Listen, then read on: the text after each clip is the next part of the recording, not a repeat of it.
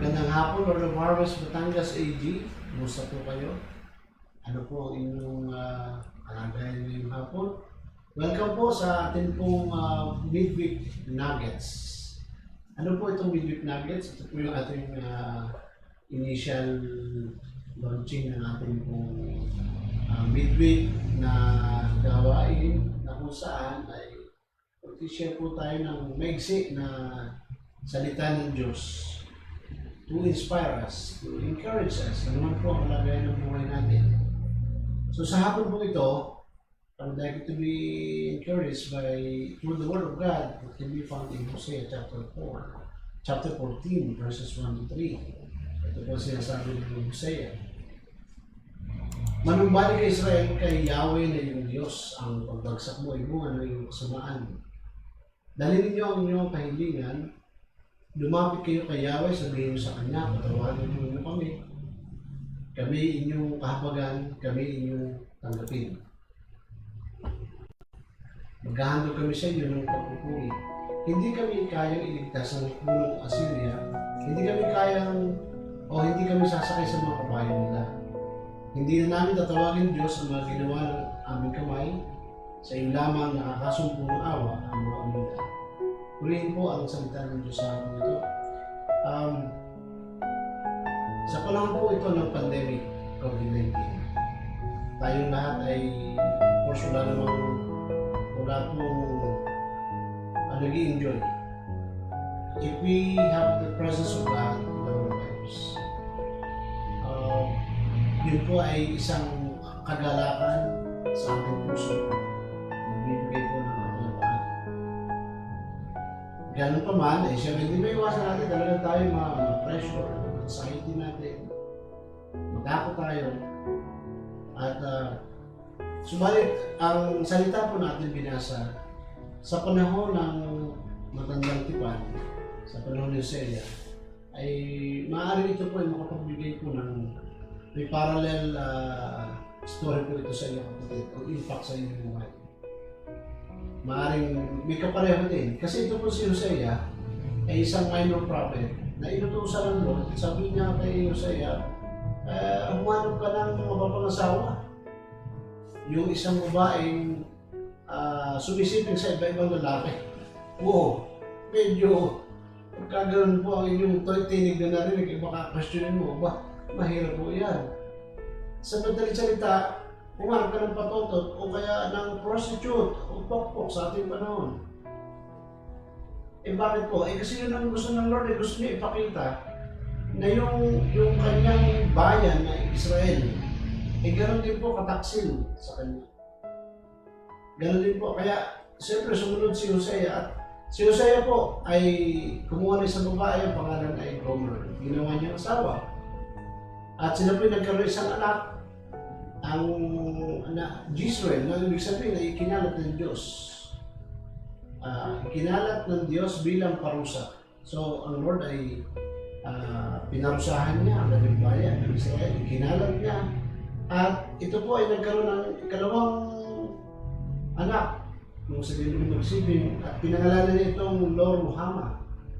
Na ibig sabihin po sa Hebreo ay hindi kinahabagan at patatawarin. Sa tindihon ng galit ng Lord, ganyan kagalit ang Diyos. Kasi ang bayang pinili niya ay sumamba sa Diyos-Diyosan. At iba-iba po, hindi lamang isang Diyos-Diyosan ang kanyang sinamba ko. Napakaraming Diyos-Diyosan pumalikod kay Yahweh kung kailan pa naman nadala na doon sa lupang pangako. So ang Lord galit na galit, kaya lumuhama pinangalan ni Hosea sa kanyang padalawang anak. At buntis ulit. Pinangalan ng Noami ang patatlong anak. Ibig sabihin ay hindi ko na ituturing na aking bayan at hindi na ako ang kailang Diyos. Para kang galinihaw. Taas ang kamay ng Panginoon. Sa tindi ng galit niya, ano ang tindi ng tigas ng ulo? Sabi niya, hindi ko na patatawarin at hindi. No. Parang nag-resign ng Lord, ayoko na. Pero siyempre, ang Lord ay nasabi lang niyo, mahal niya kanyang bayan. Yan, ano po yung ating po gusto pag-usapan dito? Yung unang word, mga kapatid. Ano ba yung unang word? Manumbalik. Manumbalik, meaning return to God. Return to God. Meron po akong na nakuhang mga nuggets o yung maliliit na ginto dito sa atin pong binasang mga talata, 4 na tanong sa aking sarili o tanong sa iyong sarili, kapatid. Ano po yun? Unang tanong, ano ang papanubalikin ko? Ano po yung papanubalikin ko? So simple lamang po ang sagot dito. Your first love. My first love. Manumbalik ka. Sabi ng Revelation chapter 2 verse 4. Ito po ang sinasabi. Subalit may isang bagay na ayaw ko sa iyo. Iniwan mo na ang pag-ibig mo noong una. Aba, ay pagkagaho iyong mahal ay iniwan ka. Ay talaga ho ito'y makakasakit ng loob. Ano ho yung first love mo, kapatid? Ang first love mo ay walang iba kundi ang Panginoong Jesus. Ang first love mo ay yung iyong mga ginagawa nung unang makilala mo siya. You are enjoying the presence of God and the Spirit of the Lord. Masaya kang umakawit. Pero ngayon, nalimutan mo na. Yun po tinutukoy dito eh. Kaya sabi dito, manumbalik ka. Manumbalik. So, ikalawang tanong, bakit ko kailangan manumbalik? So what? Bakit naman? Ito po, ituloy natin. Revelation chapter 2 verse 5, yung kasunod na talata, B. Kapag hindi ka nagsisi, pupunta ako dyan, alisin ko sa kanilalagyan ng iyong ilawan. So, tayo rin po ay ilaw, sabi ng Panginoon in Matthew chapter 5 verse 16. Sabi ng Panginoon Jesus mismo sa ating lahat, let your light so shine before men that they may see your good works and glorify your Father which is in heaven. Nawa yung liwanag po natin ay magninas at patuloy na magliwanag. Pero sabi ng Panginoon, ay pag hindi ka nagsisi, ay tatanggalin ko yung liwanag mo. Nakakalungkot po. So, anong nangyayari? Babalik kami sa liwanag o sa dilim. Napakahirap po nang ikaw ay nabubuhay ng brown out. Ang sarap kaya kapag ka maliwanag. Amen. Ikatlong pong tanong, paano ko manunumbalik? How will I be able to do it? Ito po, doon lang po tayo naglalaro sa mga talata ng Revelation chapter 3, verse 4, 5. Letter A, paano sabi nito, alalahan mo dati mong kalagayan, pagsisihin mo at talikuran ng iyong masasamang gawa, at gawin mo muli ang mga ginagawa mo noong una. Yun lamang naman po ang dapat natin gawin. Alalahanin. Can you recall what is your previous status? Mag-throwback ka kaya? Yung Thursday throwback mo? O ano yun, throwback Thursday? Ano lagay mo? Hindi masahol pa sa napakagulo ng buhay mo. Wala kang kapayapaan, wala puno ng kaguluhan because Jesus is absent. But by the time you accepted Him in your heart as your Lord and Savior, na iba ang buhay mo, na bago. Kaya sabi din ay talikuran mo ang masasama mong gawa at gawin mo muli ang mga ginagawa mo nung una. Ito po ay iyo pong alalahanin yung mga ginagawa mo nung una. Nung ikaw ay naglilingkod sa Panginoon, bago ka naglilingkod sa Lord, alalahanin mo, kapatid, yung pagbabasa mo ng Bible, paggagawa mo ng devotion, yung pag-awit mo, yung fellowship. Kaya, nabutan na naman po tayo ng GCQ. So, meron na naman quarantine pas na require. Nire-require sa ating lahat. Minsan, sinasabi mo sa akin, Pastor, hindi po ako makapunta kasi quarantine. Hello? Bago pa kaya mag-lockdown na hindi ka na pupunta sa church. So, yung pipalala sa atin mga kapatid, paano kung ang lockdown na ito ay habang buhay na? Napakahirap po. Napakahirap, kapatid. So ano po ang dapat natin gawin? Eh di, tayo po'y tumalikod sa ating pumalingan ng muli. Eh tayo po ay ibalik natin yung ating mga ginagawa na mainam. Mag-join po kayo sa ating pong Zoom o sa ating pong Messenger call, meeting, sa ating Google, yung group meeting. Whatever is available is social media, yung media platform, gamitin po natin dahil inaaral ng Lord yan yan po ay para sa atin, para ma-enjoy natin ang fellowship. Huwag kang tumakas, huwag kang magtago, dahil nais kang katagpuin ng Lord through the people that are around you. So yun po, mga kapatid. Ika-4 na tanong, kailan ako manunumbalik? So, depende sa iyo.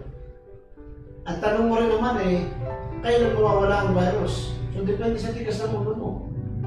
Yun po yun Kailan ka manunumbalik? Ngayon. Now is the time, kapatid. Now is the time. Tomorrow may be too late. How sure you are na buhay ka pagbukas? How sure you are na wala kang transmission ng COVID-19 ito o ng virus na ito? How sure you are that you are still kumpleto ka pa?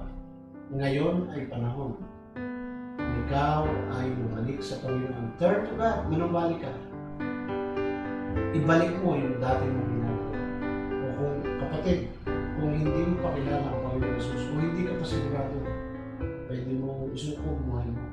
You can join with me in a simple prayer of acceptance and repentance. Can you close please your eyes? Huwag po natin ating ulo. Tayo po namin. Panginoon, sumabay ka kapag sa aking prayer. Sabihin mo, Panginoon Jesus, salamat po sa hapon ito. Salamat po sa kapatawaran mo. Inaamin ko po na ako ay maraming pagkakamali. Ako ay nagsisisi. Tinatalikuran ko ang aking mga pagkakamali. Ako po ay manunumbalik sa iyo, Panginoon. Gabayan mo po ako. At hayaan mo maghari ka sa aking puso. At patuloy, Panginoon, ikaw ay manatiling ilaw sa aking buhay. Salamat po. Dahil ako'y iniligtas mo at ngayon pinalakas mo sa pangalan ni Jesus. Amen. Kung na po mananalangin, kapatid. Father God, in the name of Jesus, hayaan po na ikaw ang patuloy na siya magbigay ng kalakasan sa amin, magbigay, Panginoon, ng direksyon, magbigay ng kapayapaan, ng kalakasan. Let your people be healed, Lord, sa amin po ang kalagayan ito. And all the funds we need in our daily living. Lord, i-secure mo po ang trabaho ni Bawat sa amin. Yun po kami makakainin ng araw, yung aming health. Lord, ang aming pumumahal sa buhay, wherever they are, in every part of the world, ikaw po, Panginoon, ang pumilos at sa mga sa bawat isa.